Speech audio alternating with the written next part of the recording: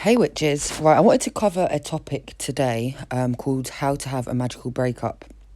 Now, this isn't about doing a magic spell on someone and making them love you. I would never, ever, ever recommend that. I think love is something that you should never try and control or manipulate, even if you have the ability to do so. But I do think there is a way that you can make that negative situation of a breakup into something magical. And that's what I wanted to cover today.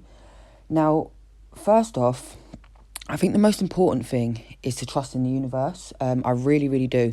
Now, anytime a bad situations happens, whether I lose a job or a relationship or anything like that, it's obviously very sad and you have the initial sadness.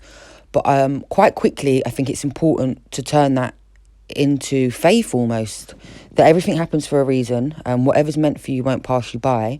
So therefore, this is all happening for a reason. And then knowing that makes the other steps easier, if that makes sense. Now, the main advice I would give to get over someone is cutting cords. Now, you can do a ceremony with cutting cords. I've never done one, even though I do strongly believe in them from psychological points, not even just a magical point, but to me, psychological and magical is the same thing. But I've never done one personally, but what I do is I'll replace, so if I think of something really positive, so if I'm watching telly and I think, oh, this person would love to watch this with me, and it brings up one of their memories, then I think, well, he might have wanted to watch it with me, but he's an arsehole, and I'll think of something that he's done negative, and it's almost replacing all of them positive things with negative things, so you don't think, oh, I miss him, you're thinking, oh, thank God he's gone or she's gone.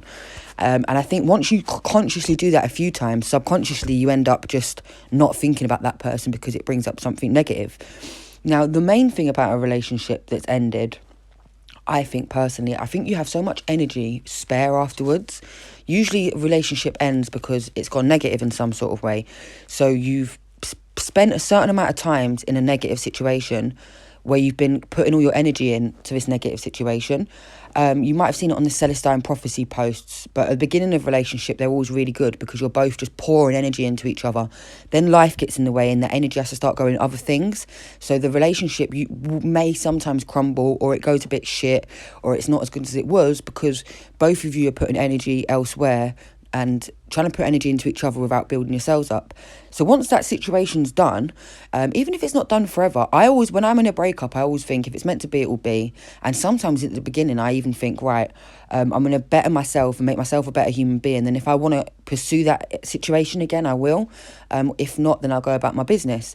And I think from using that energy that you've wasted on that person and putting that into broadening your knowledge, broadening your education, broadening your spirituality, putting it into self-help, self-love, all of that extra energy, putting it into yourself and making yourself grow and glow and just be amazing, you're going to, if you want to be in another situation, you're going to attract a better situation because you're now a better person.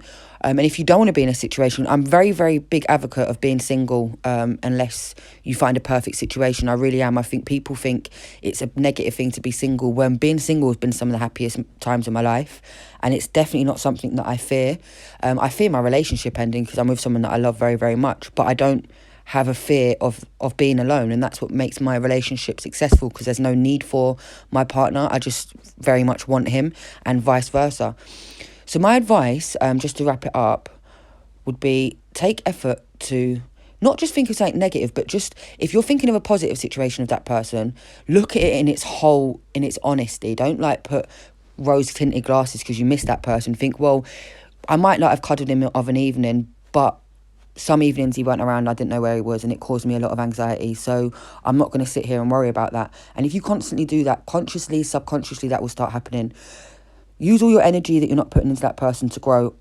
I can't stress that enough. Every time I've broken up with someone, I've always elevated and I've always become a better person because I've used everything that I've learned from that relationship.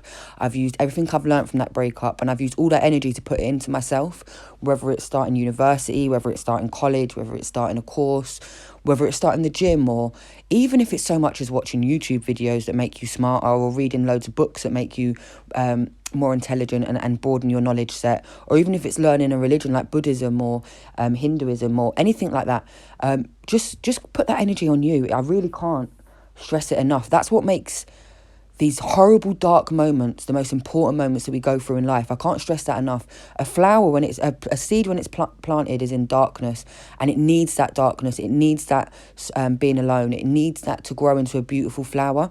So really, really embrace that part. Embrace that you're going through this, and realize it's not going to be forever. You're not going to feel like this forever. It's a temporary feeling, but you can use that temporary feeling to magic and materialize and manifest something absolutely beautiful. So almost be excited about it. Try and master that fear of the change and that fear of the unknown with excitement for the change and excitement for the unknown. I hope this helps.